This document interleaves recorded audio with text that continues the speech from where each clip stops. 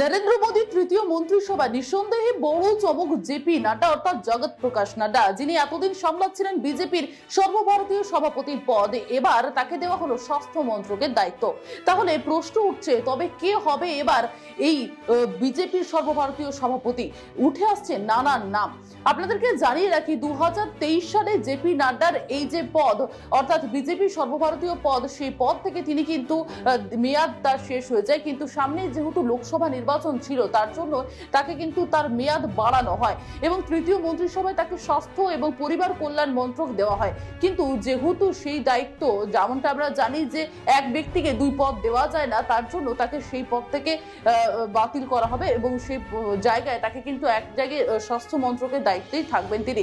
এবার চর্চায় উঠে আসছে নানা নাম, তবে কে হবেন পরবর্তী বিজেপির সর্বভারতীয় সভাপতি?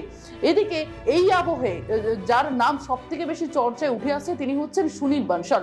সুনীল বানসাল আমরা জানি পশ্চিমবঙ্গের যিনি কিনা বিজেপির পর্যবেক্ষক ছিলেন, এর পাশাপাশি ওড়িশা এবং তেলেঙ্গানা দলের হয়েও তিনি কিন্তু শ্রীবিদ্যের দায়িত্বে ছিলেন। পাশাপাশি প্রদেশের বিজেপির দায়িত্ব কিন্তু তিনি অন্যতম, উত্তরপ্রদেশের বিজেপির অন্যতম কাণ্ডারি হিসেবে তাকে পাওয়া গিয়েছে বলে জানা যাচ্ছে। বানসাল হচ্ছেন একদিকে অমিত শাহের ঘনিষ্ঠ, আবার অন্যদিকে তিনি আবার আরএসএস করেছিলেন, তাই তিনি একজন বিজেপির অন্যতম যোদ্ধা এবং তার নাম কিন্তু বারে বারে চর্চায় উঠে আসছে।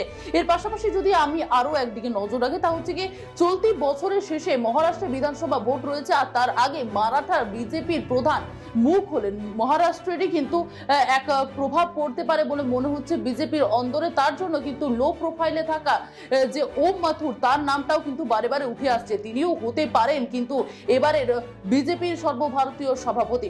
এবং আপনাদেরকে জানিয়ে রাখি, এমনকি 2023 সালে ছত্তিশগড়ে যখন কংগ্রেসের ক্ষমতায় আসে একটি দল, তখন কিন্তু যেমনটা আমরা জানতে পেরেছিলাম সেই সময় মথুরের স্ট্র্যাটেজি, তখন সেখানে বিজেপি সরকার প্রতিষ্ঠার অন্যতম ভূমিকা পালন করেছিল বলে বিজেপির তরফ থেকে মনে করা হচ্ছে। সেখানে এই মথুরের সঙ্গে আরএসএস এর সম্পর্ক বেশ মজবুত, তার জন্যই কিন্তু মনে করছেন কোনো বিজেপি নেতা যে মথুরও হতে পারেন এবারে সর্বভারতীয় সভাপতি। এদিকে স্পিকার হিসেবে দায়িত্ব পালন করছিলেন ওম বিড়লা এবং বিজেপির সভাপতি হওয়ার দৌড়ে কিন্তু তিনিও ঢুকে পড়েছেন, কারণ দীর্ঘদিন 5 বছর ধরে তিনি ছিলেন স্পিকার এবং যেমনটা জানা যাচ্ছে রাজস্থানের কোটাতে 2024 সালে তিনি আবার সাংসদ হওয়ার পরে ওম বিড়লা নরেন্দ্র মোদীর সঙ্গে কিন্তু এবং অমিত শাহের সঙ্গে তার সম্পর্ক যথেষ্ট মজবুত হয়, ফলে ওম বিড়লার নামও কিন্তু উঠে আসছে যে বিজেপির সর্বভারতীয় সভাপতি হওয়ার দৌড়ে।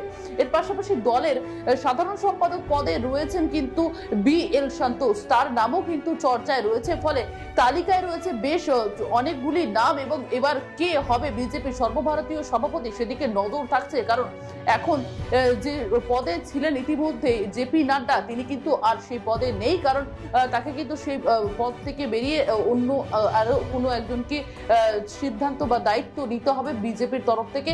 এবার দেখার বিষয় কে হচ্ছেন বিজেপির সর্বভারতীয় সভাপতি।